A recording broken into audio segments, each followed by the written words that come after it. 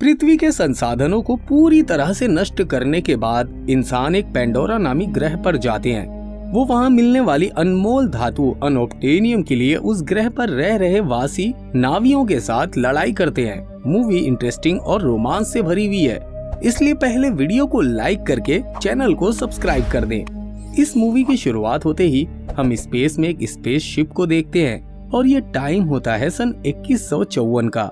और ये वो टाइम होता है जब इंसानों ने जमीन पर सारे नेचुरल रिसोर्सेस को खत्म कर दिया है। इसलिए अब इंसान एनर्जी को दोबारा से हासिल करने के लिए दूसरे ग्रह पर जा रहे हैं और इस ग्रह का नाम है पेंडोरा। स्पेसशिप में स्लीपिंग चैम्बर में लेटे हुए एक आदमी की आंख खुल जाती है जिसका नाम है जैक सली। जैक कहता है कि हम पिछले 6 सालों से जब से अर्थ से निकले हैं तब से हम सभी इस स्लीपिंग चैम्बर में सो रहे हैं। जैक कहता है कि मैं कभी भी इस प्रोजेक्ट का हिस्सा नहीं था, बल्कि मेरा भाई इसका हिस्सा था जो कि एक साइंटिस्ट था। लेकिन इस सफर पर आने से पहले ही मेरे भाई को कुछ चोरों ने पैसों के लिए मार दिया। मेरे और मेरे भाई का डीएनए सेम था, इसलिए मुझे इस प्रोजेक्ट में शामिल कर लिया गया। मेरे भाई के ऊपर इस प्रोजेक्ट में काफी पैसा खर्चा हो चुका था। मैं तो एक सोल्जर था जिसने जंग में अपने दोनों पैर गंवा दिए थे। उसके बाद दिखाया जाता है कि ये लोग पेंडोरा ग्रह पर पहुंच जाते हैं जहां पर बहुत बड़े बड़े रोबोट्स होते हैं। साथ ही यहाँ पर चारों तरफ लोग भी होते हैं जिनके चेहरों पर मास्क और हाथों में हथियार होते हैं। जमीन पर तो ये सभी लोग सोल्जर्स थे, लेकिन यहाँ पर ये लोग पैसों के लिए काम करते हैं। यहाँ का क्लाइमेट इंसानों के लिए नहीं है, यानी कि यहाँ पर इंसान सांस भी नहीं ले सकता। उसके बाद कर्नल माइल्स को दिखाया जाता है जो कि यहाँ के सिक्योरिटी ऑपरेशन के हेड हैं। वो बताते हैं कि ये जगह खतरों से भरी हुई है। यहाँ हर वो चीज जो सांस लेती है वो तुम्हें मारना चाहती है। अगर तुम अपने आप को जिंदा रखना चाहते हो तो तुम्हें खुद अपना ख्याल रखना होगा।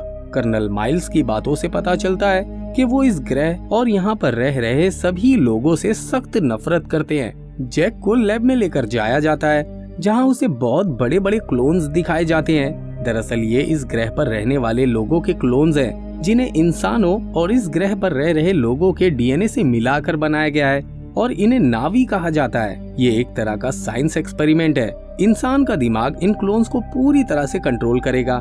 जैक को उसके भाई टॉम का क्लोन दिखाया जाता है जो कि अब जैक का है। इन क्लोन को अवतार कहा जाता है। लैब में जैक की मुलाकात डॉक्टर ग्रेस से भी होती है जो इस अवतार प्रोग्राम की हेड है। उसे जैक की नहीं बल्कि उसके भाई टॉम की जरूरत थी क्योंकि वो एक साइंटिस्ट था, लेकिन अब वो इस दुनिया में नहीं था। ग्रेस इतनी नाराज थी कि वो पार्कर से इसकी शिकायत करती है कि उसे एक सोल्जर की नहीं बल्कि एक साइंटिस्ट की जरूरत थी। पार्कर कहता है कि हम कितने बड़े नुकसान से बच गए हैं कि इसके भाई का डीएनए मैच कर गया। दरअसल पार्कर भी अवतार प्रोग्राम का हेड था। पार्कर ग्रेस के साथ जैक को भेजने की तैयारी करता है उसका सिक्योरिटी ऑफिसर बनाकर, और कहता है कि अगर हम इस ग्रह पर रहने वाले लोगों की तरह दिखेंगे तो हम जल्द ही उनसे दोस्ती कर पाएंगे, लेकिन हमारे रिश्ते दिन ब दिन उनसे खराब होते ही जा रहे हैं। ग्रेस कहती है कि अगर तुम उन पर गोलियां चलाओगे तो रिश्ते बिगड़ेंगे ही। पार्कर उसे एक पत्थर दिखाता है जिसे अनोप्टेनियम कहा जाता है जो इस ग्रह की जमीन में बहुत ज्यादा तादाद में मौजूद है। पार्कर कहता है कि हम इस ग्रह पर सिर्फ और सिर्फ इस कीमती पत्थर की वजह से हैं जो हमारी दुनिया में बहुत महंगा बिकता है, जिसकी कीमत अरबों रुपए है। इस पूरे प्रोजेक्ट का खर्चा, साइंस का खर्चा, सब कुछ इसी पत्थर से आता है, इसलिए जो भी हमारे रास्ते में आएगा उसे हटना ही होगा। उसके बाद हम जैक को देखते हैं जो एक स्लीपिंग चैम्बर में जाता है। दरअसल ये एक मशीन है और यहाँ जाने के बाद इंसान गहरी नींद में चला जाता है और उसका अवतार जो उसके डीएनए से बना है वो पूरी तरह से एक्टिव हो जाता है। और जब जैक का अवतार जागता है तो वो बहुत खुश होता है क्योंकि उसके अवतार में उसके पैर बिल्कुल ठीक हैं। वो डॉक्टर के मना करने के बाद भी खड़ा हो जाता है। वो इतना खुश होता है कि वो इस जगह से बाहर निकलता है। बाहर निकलने पर वो तेजी से दौड़ता है। ये सब उसके लिए किसी सपने की तरह है। जो अपने पैर खो चुका हो और उसे दोबारा से अपने पैर मिल जाएं तो उसे किस तरह फील होता है ये जैक को देखकर अच्छे से पता चलता है। अब यहाँ पर डॉक्टर ग्रेस आती है। वो जैक से पूछती है कि तुम्हें कैसा लग रहा है। जैक कहता है कि मैं बता नहीं सकता। उसके बाद रात हो जाती है।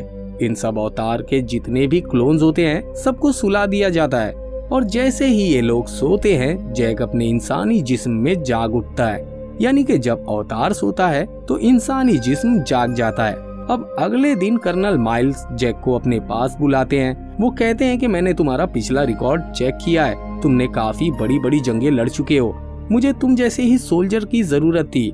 मुझे साइंस के प्रोजेक्ट में कोई भी दिलचस्पी नहीं है। जहाँ पर इस ग्रह के लोग रहते हैं वहाँ पर बहुत सारा अनऑब्टेनियम है। तुम उनके बीच में जाओ और उनमें शामिल हो जाओ, उनके जैसे बन जाओ, और जब सही वक्त आए तो तुम उनको उस जगह को खाली करने को कहना जिसमें वो रह रहे हैं, ताकि हम वहाँ से सारा अनऑब्टेनियम निकाल सकें। अगर तुम मेरा ये काम करोगे तो मैं तुम्हारी टांगे हमेशा के लिए ठीक करवा दूंगा। ये सुनकर जैक खुश हो जाता है और इस काम के लिए राजी हो जाता है। अगले दिन जैक, ग्रेस और उसके कुछ साथी कैंप से बाहर उस जंगल में पहुंच जाते हैं जहां पर इस ग्रह के लोग और खतरनाक जानवर रहते हैं। ग्रेस पेड़ पौधों के सैंपल ले रही होती है, तभी जैक उन सब से अलग इस जंगल को देखने लगता है। उसके सामने बहुत ही खूबसूरत पौधा होता है और जैसे ही वो उसे छूने की कोशिश करता है वो बंद हो जाता है। उसके बाद वो एक के बाद एक सभी पौधों को टच करने की कोशिश करता है, जिस वजह से सभी पौधे बंद हो जाते हैं और उनके पीछे होता है एक खतरनाक जानवर। अब ग्रेस भी वहाँ आ जाती है। ग्रेस उससे कहती है कि तुम हिलना मत, ये तुम्हें कुछ भी नहीं करेगा। लेकिन जैक को फील होता है कि वो उसे मारने के लिए उसकी तरफ बढ़ रहा है। जैक भी उसे डराने के लिए उसकी तरफ बढ़ता है ताकि वो डर जाए, और सच में वो खतरनाक जानवर डर कर रुक जाता है। लेकिन वो जानवर जैक से नहीं बल्कि उससे भी खतरनाक जानवर जो कि जैक के पीछे आ गया होता है उससे डर रहा होता है, और वो जानवर इस प्लेनेट के सबसे खतरनाक जानवरों में से एक होता है। ग्रेस जैक से कहती है कि जितनी तेज हो सके उतनी तेज भागो, और अब जैक भागना शुरू करता है। वो जानवर भी उसके पीछे ही दौड़ रहा होता है। तभी सामने एक झरना आ जाता है जिसमें जैक कूद जाता है। इस तरह से जैक अपनी जान तो बचा लेता है, लेकिन अब वो अपने साथियों से अलग हो चुका है। वो इस खतरनाक जंगल में अकेले ही भटक रहा है। उसे नहीं मालूम कि अब उसे कहाँ जाना है। तभी हम पेड़ के ऊपर एक लड़की को देखते हैं जिसका नाम निटेरी है। वो इसी ग्रह की है। वो जैक को देख चुकी है और अब वो अपने तीर से जैक को मारने वाली होती है। तभी उसके तीर के ऊपर एक अजीब सी चीज आकर बैठ जाती है, जिसकी वजह से वो जैक को नहीं मारती है। अब इस जंगल में रात हो चुकी है और जैक अकेले ही इस खतरनाक जंगल में भटक रहा है। चारों तरफ से खतरनाक आवाजें आ रही हैं। जैक बड़ी ही मुश्किल से आग जलाता है। तभी इस ग्रह के जंगली कुत्ते जो कि बहुत ही खतरनाक होते हैं, वो एक साथ जैक पर हमला कर देते हैं। जैक उनका सामना करने की कोशिश भी करता है, लेकिन वो इतने सारे कुत्तों को एक साथ नहीं मार सकता था। इससे पहले कि वो जंगली कुत्ते जैक को मारते, वही लड़की निटेरी जो जैक को अपने तीरों से मारने वाली थी वो आ जाती है और वो सभी जंगली कुत्तों को मारकर भगा देती है। उसके बाद जब वो जाने लगती है तो जैक उसका पीछा करता है। वो उससे कहता है कि मैं तुमसे तुम्हारी चीजों को सीखना चाहता हूँ। निटेरी कहती है कि आसमानी लोग सीख नहीं सकते क्योंकि उन्हें कुदरत नहीं दिखती। तभी जैक के ऊपर वो फूल जो निटेरी के तीर के ऊपर आकर बैठा था, वो जैक के पूरे जिस्म पर बैठ जाते हैं। ये देखकर निटेरी पूरी तरह से हैरान हो जाती है। जैक उससे पूछता है कि ये सब क्या है। निटेरी उसे बताती है कि ये पवित्र आत्माओं के पेड़ के बीज हैं। तुम्हारी आत्मा बहुत पवित्र है। उसके बाद वो जैक को अपने साथ लेकर जाने लगती है। तभी वहाँ उस कबीले के कुछ लोग आ जाते हैं। वो जैक को पकड़कर अपने कबीले में लेकर जाते हैं। निटेरी के पिता इस कबीले के सरदार होते हैं और उसकी माँ एक स्पिरिचुअल गुरु होती है। वो जैक का खून टेस्ट करती है और समझ जाती है कि इसकी आत्मा पवित्र है। जैक कहता है कि मैं तुम्हारे जैसा बनना चाहता हूँ। तुम किस तरह से शिकार करते हो, मैं ये भी सीखना चाहता हूँ। वो जैक को ये सब कुछ सिखाने के लिए मान जाते हैं। रात को जैक यहाँ पर सो जाता है और अगले ही पल वो अपने स्लीपिंग चैम्बर में उठ जाता है। जैक को जिंदा देखकर सब बहुत हैरान होते हैं क्योंकि सभी को ऐसा लग रहा था कि जैक अब तक मर चुका होगा। जैक सबको बताता है कि मैं उनके कबीले में शामिल हो चुका हूँ और वो मुझे सब कुछ सिखाने के लिए तैयार भी हो गए हैं और अब मैं भी उनकी फैमिली का मेंबर हूँ। ये सब सुनकर सब बहुत खुश होते हैं। पीटर जैक को बताता है कि जहाँ पर ये कबीला रह रहा है वो पूरा इलाका 200 किलोमीटर तक फैला हुआ है और उस जगह पर अनऑब्टेनियम अनलिमिटेड तादाद में मौजूद है। वहाँ से उन्हें हटने के लिए कहना होगा क्योंकि मैं किसी तरह का खून खराबा नहीं चाहता हूँ। जैक कहता है कि अगर उन्होंने उस जगह को खाली नहीं किया तो क्या होगा। कर्नल माइल्स जैक से कहता है कि उन्हें अपनी बात समझाने के लिए तुम्हारे पास 3 महीने हैं, उसके बाद हम अपना तरीका अपनाएंगे। उसके बाद अब जैक उन सब लोगों के साथ रहना शुरू कर देता है जहाँ निटेरी उसे ट्रेनिंग दे रही होती है कि जंगलों में कैसे जाया जाता है, पेड़ों पर कैसे भागा जाता है और किस तरह से हथियार चलाए जाते हैं। जैक भी उनके तौर तरीकों को पूरी लगन के साथ सीख रहा होता है। और बहुत ही जल्द जैक उनके माहौल में ढल जाता है। एक दिन निटेरी जैक से कहती है कि अब तुम नावी बनने के लिए तैयार हो।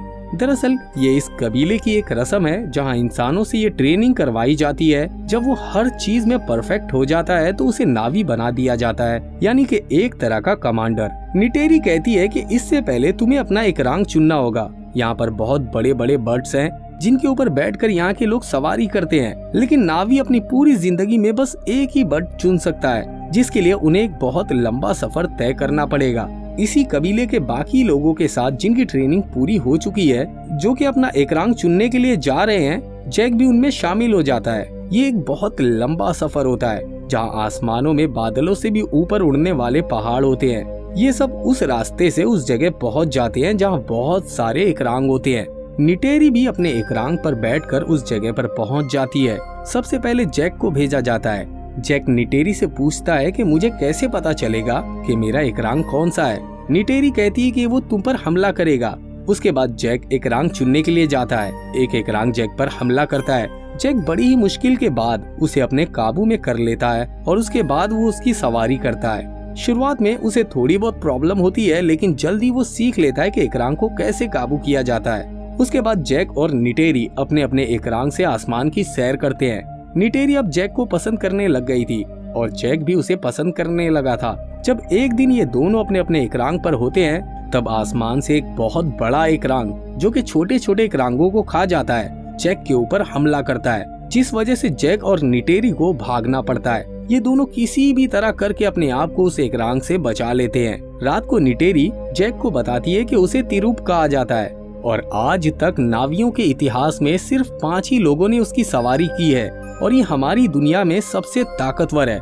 मेरे पिता के पिता ने इस पर सवारी की थी और ये वो वक्त था जब हमारी दुनिया बहुत मुश्किलों से गुजर रही थी, लेकिन जब मेरे ग्रैंडफादर ने इसकी सवारी की तो सारे कबीले एक हो गए।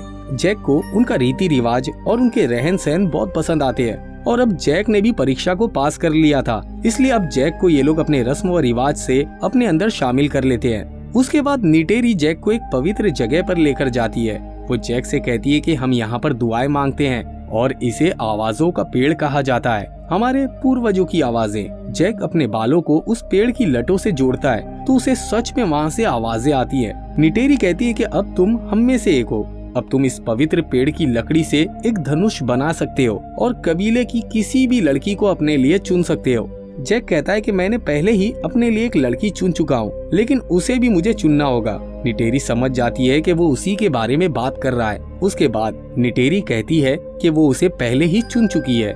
उसके बाद ये दोनों एक दूसरे के करीब आ जाते हैं। अगली सुबह जब निटेरी की आंखें खुलती हैं तो वो देखती है कि वहाँ पर एक बहुत बड़ी मशीन है जो चारों तरफ से पेड़ों को तोड़ रही है। वो जैक को उठाने की कोशिश करती है, लेकिन जैक तो इंसानों की दुनिया में जागा हुआ था, इसलिए यहाँ उठने के लिए उसे स्लीपिंग चैम्बर में जाना होगा। जैक जल्दी से मशीन के अंदर जाता है, जिससे उसकी अवतार वाली बॉडी जाग जाती है। वो देखता है कि इंसान उस पवित्र पेड़ को तोड़ रहे हैं। वो उस मशीन के ऊपर चढ़ जाता है और उसके कैमरे को तोड़ देता है। तभी वहाँ सोल्जर उस पर गोलियां चलाने लगते हैं, जिसकी वजह से जैक वहाँ से निकल जाता है। दरअसल 3 महीने पूरे हो चुके हैं, इसलिए अब पीटर और कर्नल के आदमी उस जगह पर हमला करने वाले हैं। जैक और निटेरी कबीले के पास जाते हैं। यहाँ पर ग्रेस भी होती है जो उन्हीं के भेष में होती है। जैक और ग्रेस उन्हें बताना चाहते हैं कि उन पर हमला होने वाला है, और इससे पहले कि वो इस बात को बता पाते, कर्नल माइल्स ने जैक को देख लिया था कि उसी ने कैमरे को तोड़ने की कोशिश की है। इसलिए वो गुस्से से उस जगह जाता है जहाँ स्लीपिंग चैम्बर है। वो सबसे पहले ग्रेस और जैक का स्लीपिंग चैम्बर ऑफ करता है, जिससे वो अवतार की दुनिया में पूरी तरह से डेड हो चुके थे और इंसानी दुनिया में होश में आ जाते हैं। ग्रेस पीटर और कर्नल को समझाने की कोशिश करती है कि उनके जंगल और घर को बर्बाद मत करो। यहाँ पर हर एक पेड़ का दूसरे पेड़ से कनेक्शन है, और जिस जगह पर तुम हमला करने वाले हो वहाँ पर बहुत सारी फैमिली है और उनके छोटे छोटे बच्चे हैं। पीटर उन लोगों से कहता है कि मैं तुम लोगों को एक मौका और देता हूँ और 1 घंटे के अंदर उस जगह को खाली करवा दो। जैक और ग्रेस अपने स्लीपिंग चैम्बर में चले जाते हैं। उसके बाद वो अपने अवतार वाले रूप में जाग जाते हैं। जैक कबीले वालों को बताता है कि उस जगह पर बहुत ही जल्द इंसानी आर्मी आने वाली है। वो उस पूरी जगह को बर्बाद कर देगी और तुम चाह कर भी उनके हथियारों का सामना नहीं कर पाओगे। इंसानों ने मुझे इसीलिए यहाँ पर भेजा था। ये सुनकर निटेरी हैरान हो जाती है। वो जैक से पूछती है कि क्या तुम्हें ये सब पता था? जैक कहता है कि हाँ, लेकिन अब मैं तुमसे प्यार करता हूँ, इस जगह से प्यार करता हूँ, मैं तुम में से एक हूँ। निटेरी को ये सुनकर बहुत गुस्सा आता है। निटेरी कहती है कि तुम हम जैसे कभी नहीं बन सकते। उसके बाद जैक और ग्रेस को कैद कर लिया जाता है और कबीले का जो सरदार होता है वो ऐलान करता है कि हम इंसानों का मुकाबला करेंगे। कर्नल अपनी पूरी फौज लेकर उस जगह पहुंच जाता है। यहाँ पर एक बहुत बड़ा पेड़ होता है, वो इतना बड़ा होता है कि उससे बड़ा पेड़ इस पूरे प्लेनेट पर नहीं होता। कर्नल देखता है कि ग्रेस और जैक को पकड़ लिया गया है। वो समझ जाता है कि इन लोगों ने उनकी बात नहीं मानी है, इसलिए वो अपनी आर्मी को उन पर हमला करने का ऑर्डर देता है और एक के बाद एक कई मिसाइलें छोड़ी जाती हैं, जिस वजह से बहुत सारे नावी मारे जाते हैं। चारों तरफ तबाही का मंजर होता है और तभी निटेरी की माँ, जो कि धर्म गुरुओं में भी है, वो चाकू लेकर जैक के पास आती है और वो उससे कहती है कि अगर तुम हम जैसे हो तो हमारी मदद करो, और वो उसकी रस्सियों को काट देती है। और अब जैक भी उनकी मदद करने की कोशिश करता है और तभी वो लंबा सा पेड़ गिरना शुरू हो जाता है, जिसकी वजह से उन सबको यहाँ से भागना पड़ता है। निटेरी के पिता, जो कि कबीले के सरदार हैं, उनकी भी मौत हो जाती है। जैक और ग्रेस की मशीन को भी बंद कर दिया जाता है। वो इंसानी शक्ल में जाग जाते हैं। उन दोनों को और उनके साथियों को भी बंदी बना लिया जाता है। इंसानी पायलट में एक लेडी पायलट भी होती है। उसे ऐसा लगता है कि यहाँ प्लेनेट वालों के साथ जो भी हो रहा है गलत हो रहा है, इसलिए वो बड़ी चालाकी से इन तीनों को अपने फाइटर प्लेन से छुड़ाकर ले जाती है। ये उस जगह जाते हैं जहाँ पर उनके स्लीपिंग चैम्बर हैं और ये स्लीपिंग चैम्बर को वहाँ से उठाकर दूसरी जगह पर ले जाते हैं ताकि कोई भी उस मशीन को बंद ना कर सके। एक बार फिर से जैक स्लीपिंग चैम्बर में जाता है और दूसरी तरफ वो अवतार के भेष में होता है। वो देखता है कि उसके चारों तरफ राख ही राख है। ये तबाही का सीन होता है। जैक कहता है कि उन्हें मेरी मदद की जरूरत है और मुझे उनकी मदद की, लेकिन मुझे फिर से अपनी वफादारी साबित करनी होगी। वो अपने एकरांग को बुलाता है और आसमान में उड़ना शुरू कर देता है। उसके नीचे तुरुप भी उड़ रहा होता है। तुरुप इस प्लेनेट का सबसे खतरनाक परिंदा है। जैक अपने एकरांग को उसी की तरफ चलने को कहता है जहाँ पर तुरुप चल रहा होता है और वो अपने एकरांग से तुरुप के ऊपर कूद जाता है। उसके बाद हमें नावी लोगों को दिखाया जाता है जो सबके सब प्रार्थना कर रहे होते हैं। तभी सब के सब वहाँ पर डर जाते हैं क्योंकि उनके ऊपर तुरुप बढ़ रहा होता है, क्योंकि वो सबको मार कर खा जाता है। लेकिन जब सभी लोग उसकी तरफ गौर से देखते हैं तो उन्हें पता चलता है कि जैक उसकी सवारी कर रहा है। ये देखकर सभी डर जाते हैं क्योंकि आज से पहले सिर्फ 5 लोगों ने ही तुरुप की सवारी कर पाई है। निटेरी को एक बार फिर से जैक पर भरोसा हो जाता है। जैक ऐलान करता है कि इंसानी लोग हमारी तरफ बढ़ रहे हैं। वो चाहते हैं कि हम इस जगह को खाली कर दें, लेकिन अब एक मैसेज हम इंसानों को भी देना चाहते हैं कि चाहे कुछ भी हो जाए हम इस जगह को नहीं छोड़ेंगे, क्योंकि ये हमारी जमीन है। बाकी के कबीले वालों को भी मैसेज दे दो कि तुरुप माप्टू ने उन्हें बुलाया है।